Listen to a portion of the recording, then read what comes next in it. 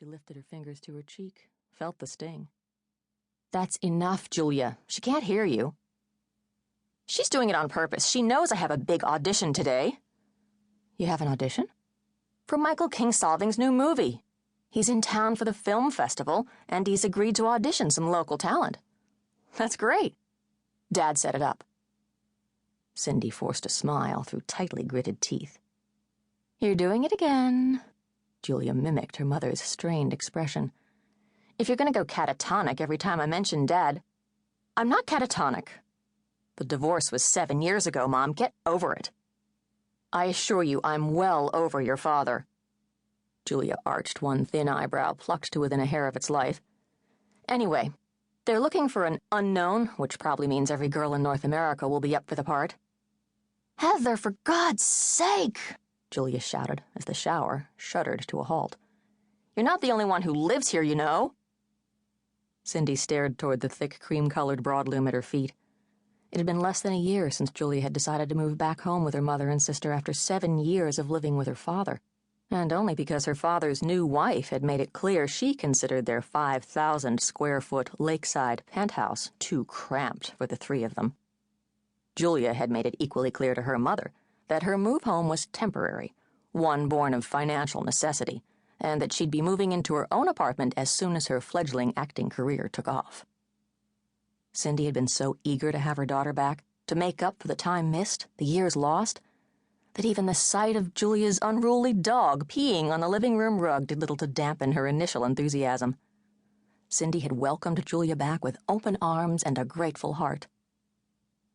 The door to Heather's bedroom opened, and a sleepy-eyed teenage girl in an oversized purple nightshirt spotted with tiny pink hearts squinted into the hall.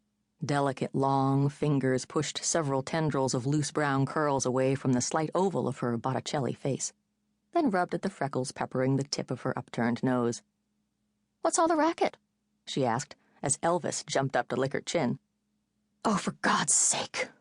Julia muttered angrily when she saw her sister, then kicked at the bathroom door with her bare feet. "Duncan, get your bony ass out of there!"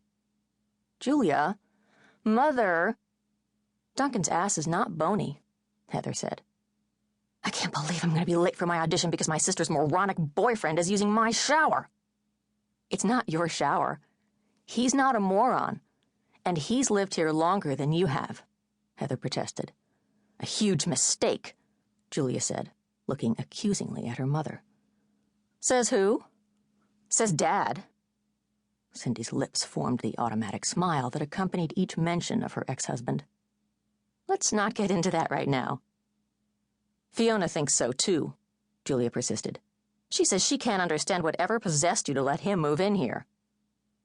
"Did you tell that pea-brained twit to mind her own goddamned business?" The angry words flew from Cindy's mouth. She couldn't have stopped them if she'd tried.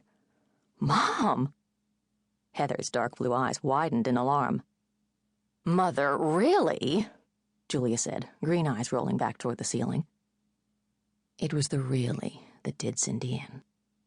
The word hit her like an arrow to the heart, and she had to lean against the nearest wall for support.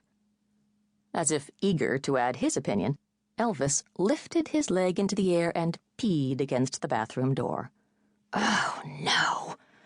Cindy glared at her older daughter. "Don't look at me. You're the one who swore and got him all upset." "Just clean it up." "I don't have time to clean it up. My audition's at 11 o'clock. "It's 8:30. "You have an audition?" Heather asked her sister. "What for?" "Michael Kingsolving's in town for the film festival, and he's decided to audition local talent for his new movie. Dad set it up."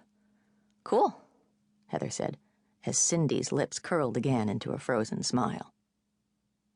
The bathroom door opened and a cloud of steam rushed into the hall, followed by tall, skinny Duncan Rossi, wet black hair falling across playful brown eyes and wearing nothing but a small yellow and white bath towel and a large, lopsided grin. He quickly ducked into the bedroom he'd been sharing with Cindy's younger daughter for almost 2 years.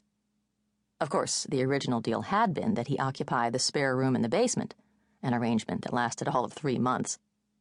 Another 3 months were spent denying the obvious, that Duncan was creeping up to Heather's bedroom after Cindy was safely asleep, and then creeping back down before she got up, until everyone finally